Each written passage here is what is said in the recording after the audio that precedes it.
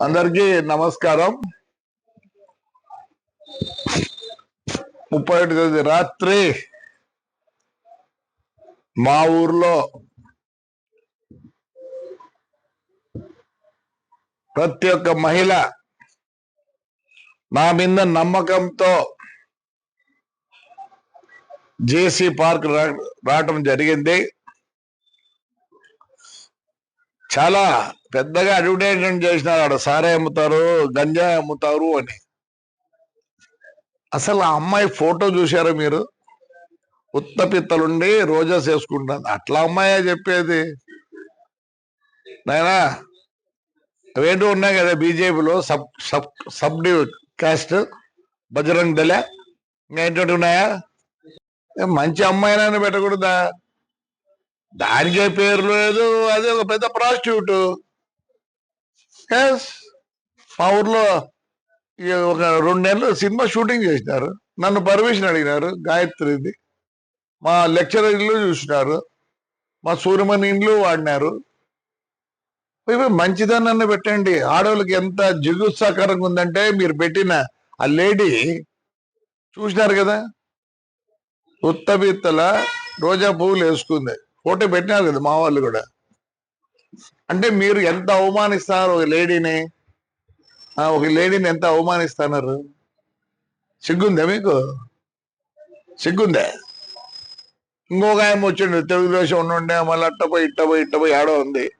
వీళ్ళు బతుకు తెరువు కోసం ఏదో పాటు పడతారు పాపం. అలాంటి దాంతో మా ఊరు మహిళలని మీరు చెప్పిస్తారా? మీకేం లేదా? నీతి నియమం లేదా? ఎందుకు లేదు? థర్డ్ జెండర్ అంటారు. థర్డ్ జెండర్ అంటారు. వాళ్ళకి బస్సు కాల్చారు. ఏమైంది? నేను కంప్లైంట్ కూడా చేయను అని చెప్తారు. ఒరే జగనే మేలురా, బస్సులు నిలబెట్టించినాడు. మీ బీజేపీ గవర్నమెంట్ లో బస్సులు తగలబెట్టినారు. అంతకన్నా నీచంగా ఉందారా? ఏమైంది? 300 పోతేనే ఆ పొద్దు ఏడ్చలే. దీనికి ఎడతాను నేను. అదే నేను తప్పు. వాళ్ళు చాలా మంచోళ్ళు. దానికన్నా తగ్గు ఏదైనా ఉంటే ఆ మాట వాడతా. మీకు నాకు తెలియదు ఇంక తగ్గు మాట. I don't want insult third gender. I give lot of respect to them. కాల్చి ఏం చేసుకున్నారా? ఏం చేసుకున్నారులే? పీకినారా? జగన్ రెడ్డి మేలు కదా మంచోడు. జగన్ రెడ్డి మేలు కదా మంచోడు. నా బస్సు కాలిపోలేదు. బస్సు నిలబెట్టించినాడు. నిలబెడితే ఆ పొద్దు 10 లక్షలు పోయేది, పొద్దు 6 లక్షలు పోతుంది. మీరు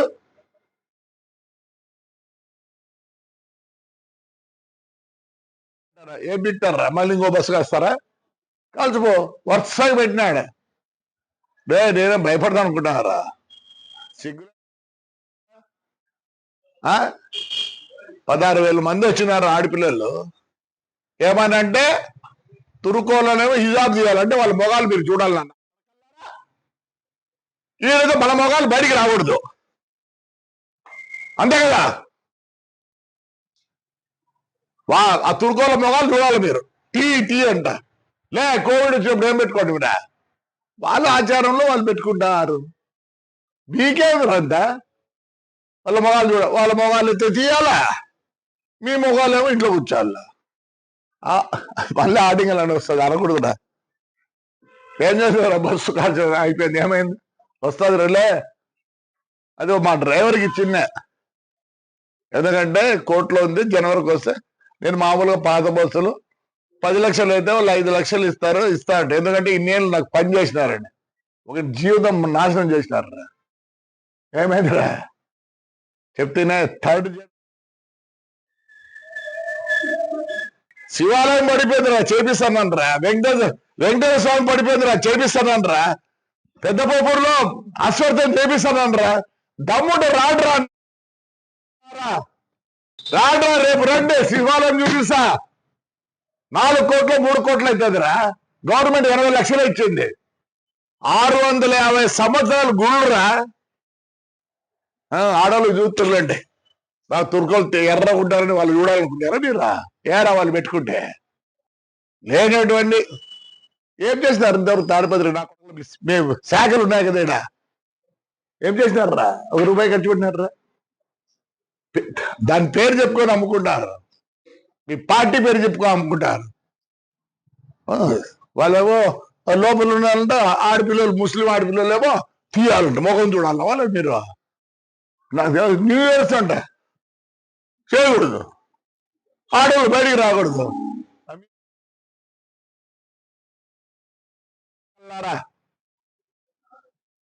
ఏమనుంటే చేయండి, రేపు శివరాత్రి వస్తుంది, దాంట్లో రేపు సంక్రాంతి వస్తుంది. వాళ్ళంటే ఇంట్లో కూర్చోవాలంటే వీళ్ళు ఏమో భోగాలు చూడాలంట. అదే కదా మీరు చెప్పేది.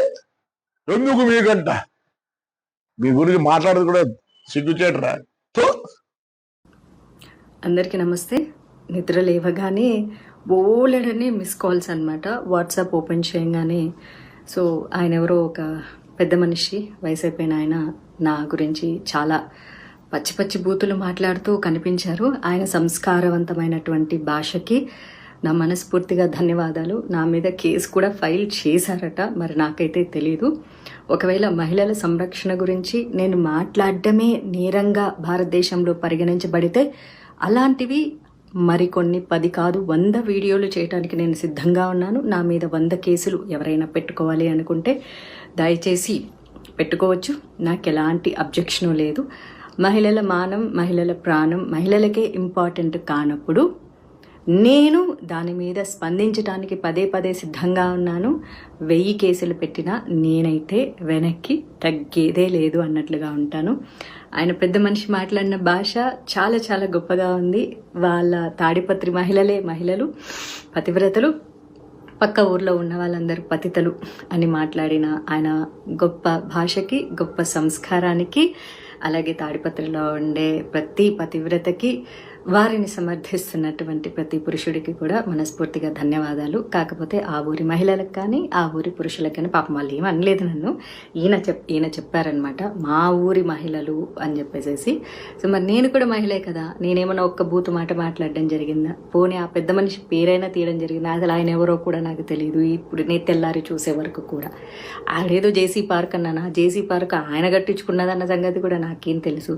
మరి ఏమీ తెలియకుండా ఎలా మాట్లాడతాం మా ఊరి చరిత్ర అని అంటున్నారు. తాడిపత్రే కాదు, ప్రతి ఊరికి ఓ గొప్ప చరిత్ర ఉంటుంది. తాడిపత్రి గొప్ప చరిత్ర అన్నది హిస్టరీకి సంబంధించింది అయితే, గాంజా, సిగరెట్టు, మందు, డ్రగ్స్ అన్నవి నేర చరిత్రలకు సంబంధించినవి.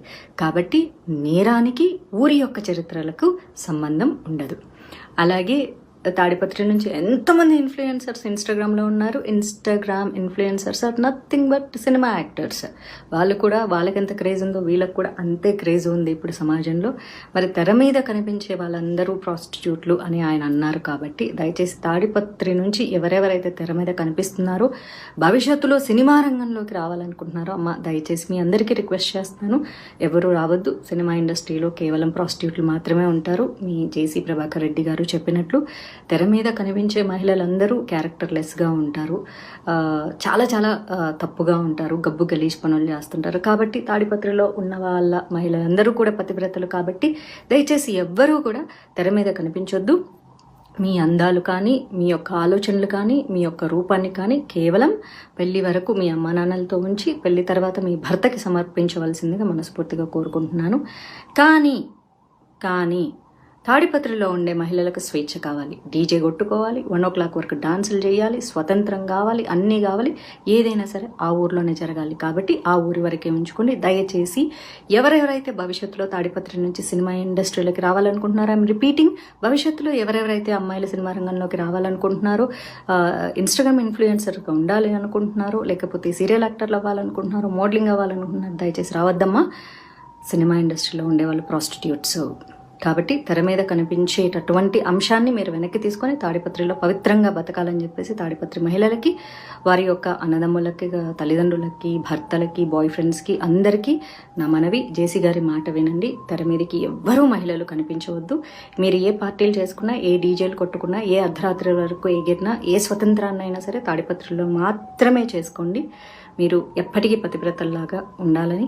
బయట ఊర్లలో ఉండేవాళ్ళు ఎవరు పతివ్రతలు కాదు, పతితలు అని చెప్పేసి, అందులోనూ సినిమా ఇండస్ట్రీలో ఉండేవాళ్ళు ప్రాస్టిట్యూట్లు. కాబట్టి నేను సినిమా ఇండస్ట్రీలో ఉన్నానే ఆయన అలాంటి పదజాలాన్ని ఉపయోగించారు. చాలా సంతోషం పెద్ద మనిషి గారు, చాలా చాలా సంతోషం అండి. అయితే జేసీ అస్మిత్ రెడ్డి గారు తాడిపత్రి ఎమ్మెల్యే అంట. ఆయన గురించి నేను బాగా విన్నాను. Is very youngster, very nice person, చాలా పొలైట్గా మాట్లాడతారట. కాకపోతే సొంత తండ్రి అంత దారుణంగా మాట్లాడుతుంటే ఆయన కూడా ఖండించలేని పరిస్థితుల్లో ఉండింటారు. కాకపోతే మీకు కూడా సినిమా ఇండస్ట్రీలతో చాలా మంచి సంబంధాలు ఉన్నాయి. అస్మిత్ రెడ్డి గారి వాళ్ళ బ్రదర్కి అయితే సినిమా ఇండస్ట్రీతో చాలా మంచి సాన్నిహిత్యాలు ఉన్నాయి. కాబట్టి మీకు కూడా బయట మీ తండ్రి గారు మాట్లాడినటువంటి భాష మీరు మాట్లాడరు అని కూడా నేను వినడం జరిగింది. ఏదైతేనేమి జేసీ గారికి సమర్థిస్తున్నటువంటి సైకోపాత్స్ అందరికీ కూడా మనస్ఫూర్తిగా ధన్యవాదాలు. నేనైతే భయపడట్లేదు. భయం అంటే ఏంటో కూడా నాకు తెలియదు. ఎందుకంటే పుట్టడం సహజం, మరణించడం కూడా సహజం. మధ్యలో జరిగేవన్నీ మన కర్మల్ని బేస్ చేసుకునే ఉంటాయి. కాబట్టి నన్ను మీరు కిడ్నాప్ చేయాలనుకుంటే చేసుకోవచ్చు, లేకపోతే మీరు చెప్పినటువంటిది ఏదైనా మర్డర్ చేస్తారంటే కూడా చేసుకోవచ్చు. ఎందుకంటే నా తలరాతలో ఏం రాసి ఉంటే అది జరుగుతుంది తప్ప నా తలరాతలో రాయింది ఏది జరగదు. ఒక కృష్ణ ప్రేమికురాలుగా చెప్తున్నాను, నేను రాజ్యాంగబద్ధంగా చాలా చక్కగా మాట్లాడాను. మహిళల స్వేచ్ఛ గురించి, స్వతంత్రం గురించి, సేఫ్టీ గురించి మళ్ళీ మాట్లాడుతూనే ఉంటాను. జేసీ ప్రభాకర్ రెడ్డి గారు అయితే చాలా చక్కగా మహిళలకు స్వేచ్ఛ కావాలి, స్వతంత్రం కావాలి, మహిళలు ఇంట్లో కూర్చోకూడదు అని చెప్పి ఒక మహిళనైనా నన్ను అమ్మ నా బూతులు తిట్టడం జరిగింది.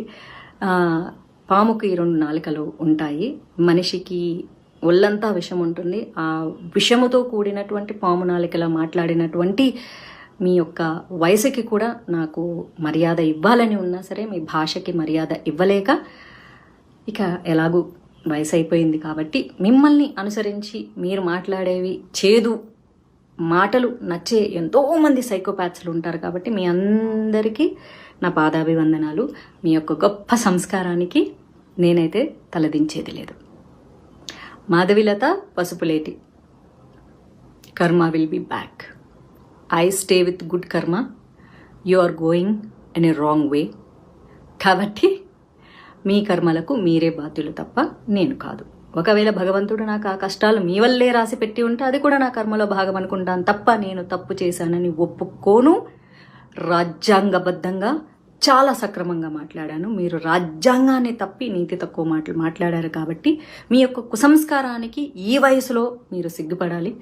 మీ భార్య కానీ, మీ ఇంట్లో ఆడవాళ్ళు కానీ, మీ కోడల్లో కూతుర్లో మరి మీ యొక్క భాషని వారు సమర్థిస్తున్నందుకు ఆ మహిళా మహారాణులకు పాదాభివందనాలు. కాకపోతే మిమ్మల్ని ఏమీ అనలేక వాళ్ళు మౌనంగా రోధిస్తున్నందుకు వాళ్ళ రోదనకు నా సంతాపం.